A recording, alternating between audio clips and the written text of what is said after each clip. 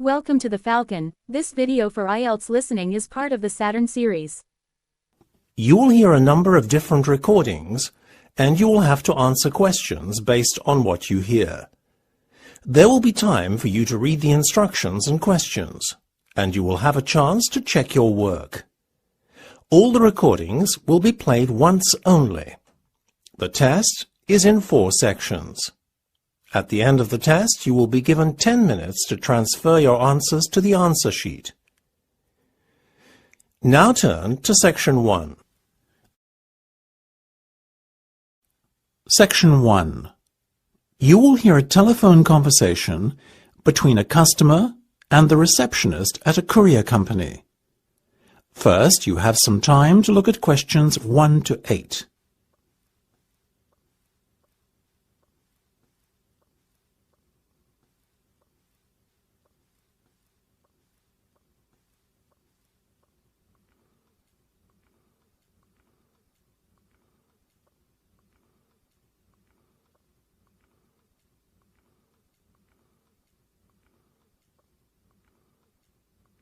You will see that there is an example that has been done for you. On this occasion only, the conversation relating to this will be played first. Good morning, this is Sam speaking. How may I help you? Hi, my name's Marco, and I'm calling to inquire about sending some goods to Canada. The destination country is Canada, so you write Canada in the space provided. You should answer the questions as you listen because you will not hear the recording a second time. Listen carefully and answer questions 1 to 8. Good morning, this is Sam speaking. How may I help you? Hi, my name's Marco, and I'm calling to inquire about sending some goods to Canada. No problem. What's your full name, please, Marco? My middle name is Pronto. That's P-R-O-N-T-O. Sorry, Marco, just your surname will be fine. That's all we need for the form. It's Cebriana Tori. That's C-E-B-R-I-A-N-A-T-O-R-I. Great, and your address, please? I live on Grimsby Place. Grimsby Place, okay? But wait, you mean the address from where the goods will be collected? Right. In that case, I better give you my mum and dad's address. My stuff is there temporarily until I make the move. Same street, house number 25 in Grimsby, and the postcode is GB8 6BY. Now, Marco, tell me what you'd like to have shipped. I'm moving to Canada, so I have a fairly big container for my belongings, you understand. Of course. What are the dimensions? It's 2 meters high, 1.5 across, and 3 meters long. My, that's huge. Tell me about it. Moving day is going to be a nightmare. And what will this container contain then? Well, to start with, there's my television. I'm also taking a brand new sofa bed with me, as well as my fridge, freezer and home computer. I see. That all sounds rather valuable. Do you know the total value of the goods in the container? Yeah, I estimate about £5,000. Before listening to the rest of the conversation, you have some time to look at questions 9 to 10.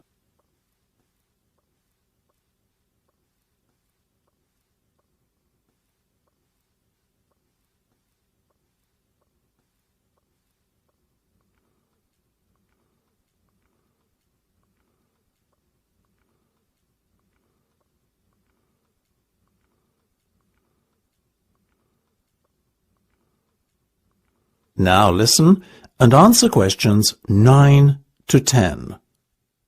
Excellent. Now, shipping to Canada is not by any means cheap these days, so this is going to cost you £500? That would nearly pay for a new TV and sofa. It's a lot of money, isn't it? But as I said, shipping is an expensive business. How do you intend to pay then, Marco? Credit card, okay? Fine. I assume you are the card holder. Actually, it's my sister's account. Mine is a little tight for me at the moment with the expense of the move, so it's either a case of ask sis or ask the parents. Which would you choose? I see what you mean. Okay, I'll take the details in a moment and confirm the collection date. But first, let me just ask you a few questions about your move to Canada. The Canadian government requires all shipping companies to carry out a thorough check before agreeing to ship goods into the country. And part of that check is a personal profile of our customers, you see. So, why are you moving to Canada? My girlfriend's Canadian. I'm going to live with her. And what will be your employment status over there? Well, I'm travelling on a working holiday visa, but I hope to secure a work-sponsored visa shortly after arrival. I see. A holiday visa? No, a working holiday visa. That allows me to stay in the country for 12 months as opposed to 60 days with a holiday visa. Okay, no. That's the end of section 1. You have half a minute to check your answers.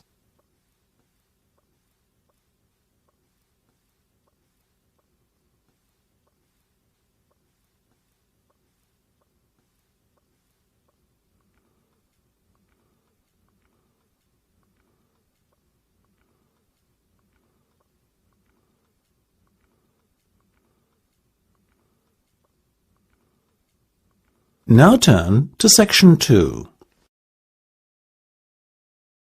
Section 2. You will hear a bank representative briefing a group of customers on how to register for online banking. First, you will have time to look at questions 11 to 16.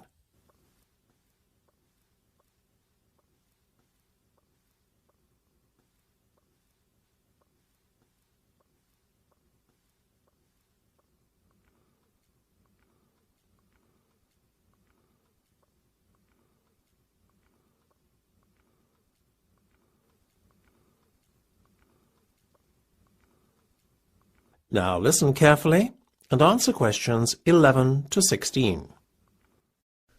We're very pleased to announce the launch of our new online service.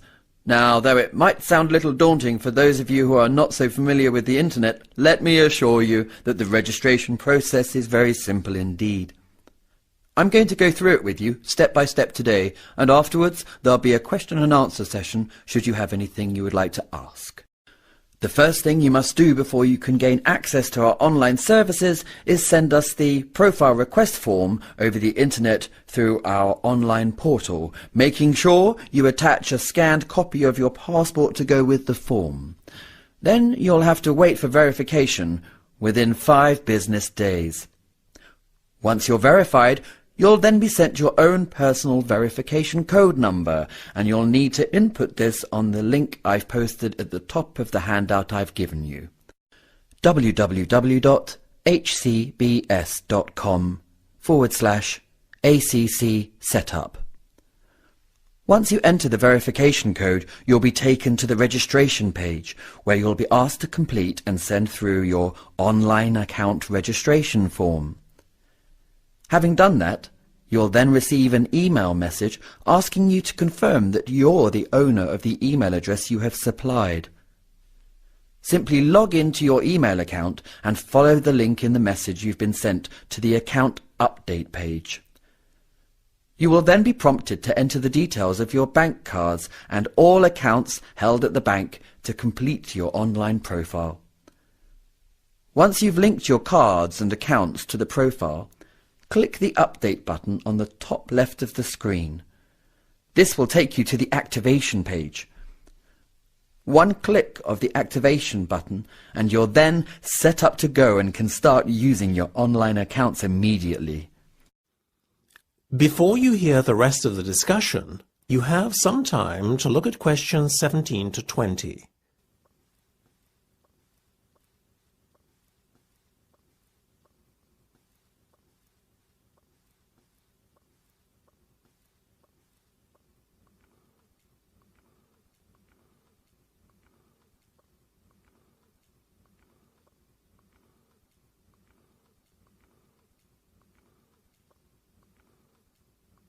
Now listen and answer questions 17 to 20.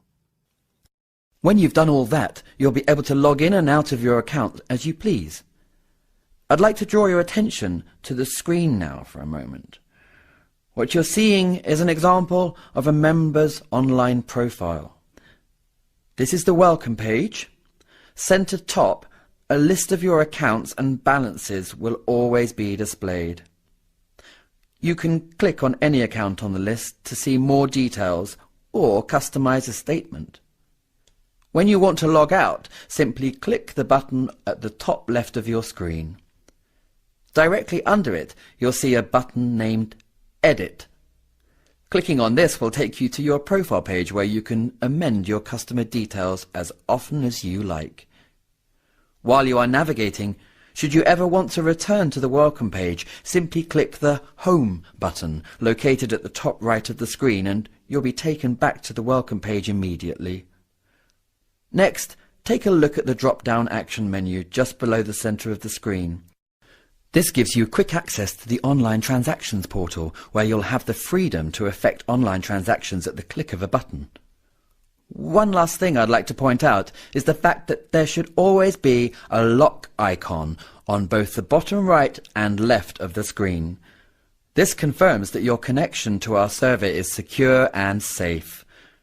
If the lock is ever missing from your screen, log out immediately and report it to our customer service team, who are available 24 hours a day at 1-800-365-365. That's the end of section 2. You have half a minute to check your answers.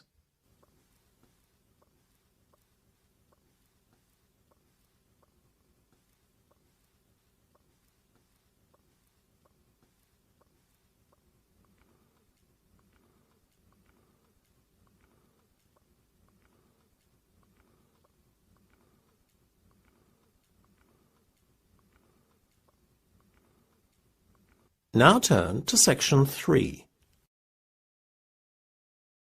Section 3. You will hear a discussion between two university students on a seminar they have just attended. First, you have some time to look at questions 21 to 25.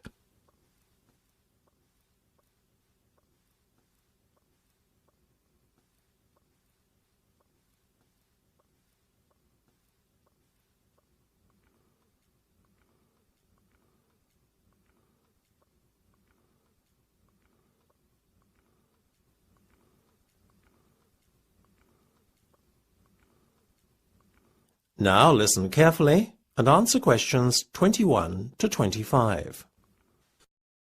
Isn't it ironic that at a seminar on public speaking and presentation skills, we're left so underwhelmed by the oratory skills of the so-called expert up on stage? Maybe we should lower our expectations a bit, Mike. After all, everyone is susceptible to nerves, especially with an audience as critical as us. Well, you anyway. She's a professional. She's supposed to do this for a living, Alma. I feel totally let down, and I'm asking myself exactly what I'm supposed to have gained as a result of spending this time here. Look, forget about her presentation skills, or lack thereof, for a minute. What about what she had to say? Did you listen to any of that? How could I, when she kept fidgeting and moving about so? I was so distracted by her antics, I couldn't focus on anything else, to be honest with you. I don't know if you can blame her totally for your not absorbing anything that's been said in the last half hour, Mike. You're a pretty awful listener at the best of times. Oh, come on. She should be able to hold my attention for 30 minutes. It's not like the talk lasted 2 hours or something. Mind you, it sure did seem like it. Stop it now.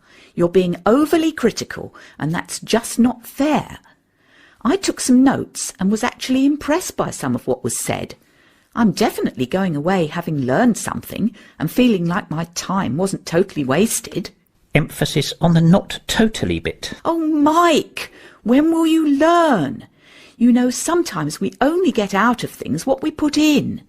Did it ever occur to you that had you given this woman a chance, you too might have actually learned something? All right, Alma, go easy. Before you hear the rest of the discussion, you have some time to look at questions 26 to 30.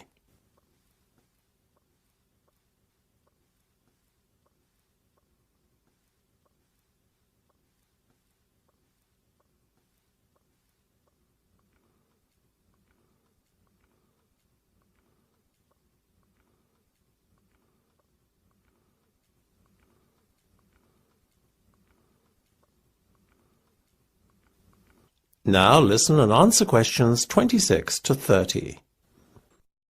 Well, look, we have to fill in this feedback form on her performance now, and I want you to be kind, OK? Yeah. First question, use of equipment. It says, do you think the presenter made adequate use of the equipment at her disposal? What's a 1? 1 is basically terrible. 1 it is, then. Stop it, Mike! She used the projector screen, had a nice PowerPoint prepared in advance, and had some sound files to liven things up too.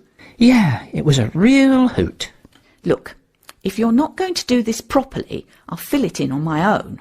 OK, look, seriously, I guess I appreciated the prep work that went into the presentation.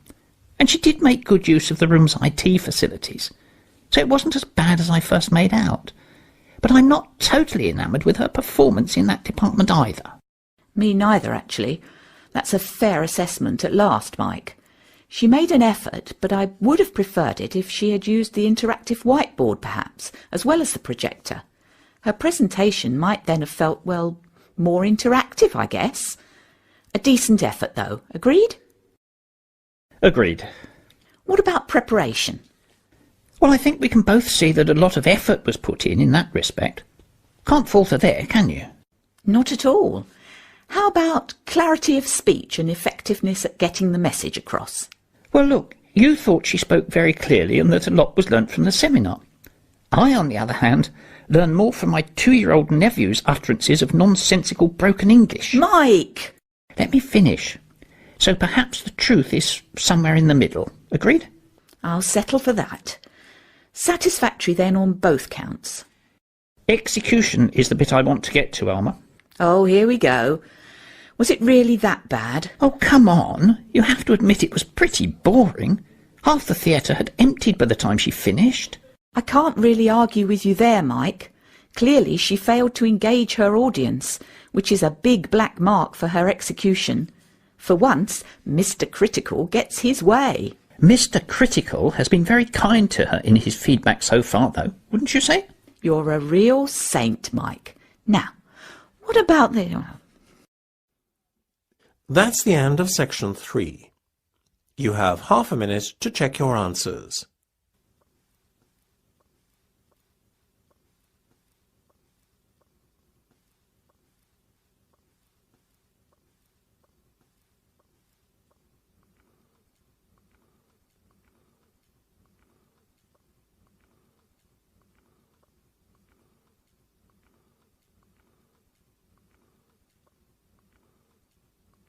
Now turn to Section 4.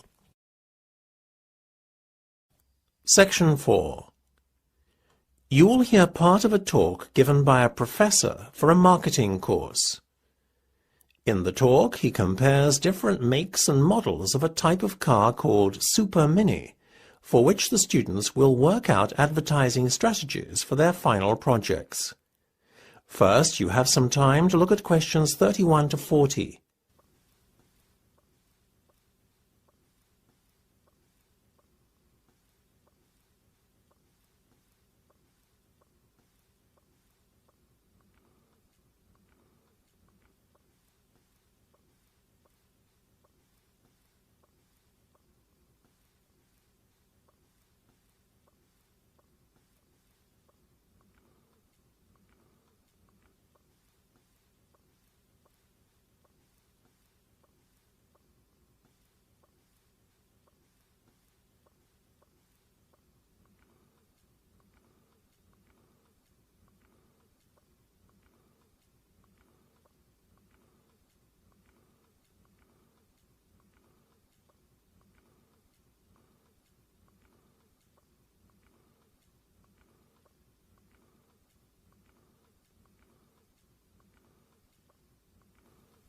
Now listen carefully and answer questions 31 to 40.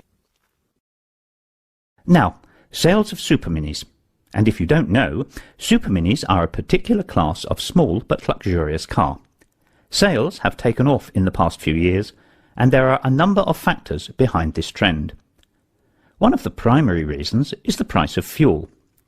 Super Minis are relatively economical, so customers are turning to them as a means to reduce the fuel bill. The second reason is also a financial one. Both tax and insurance are very reasonable where superminis are concerned. Then there is the fact that superminis don't lose their value as quickly as larger cars, not to mention the ease with which the narrow city streets can be navigated.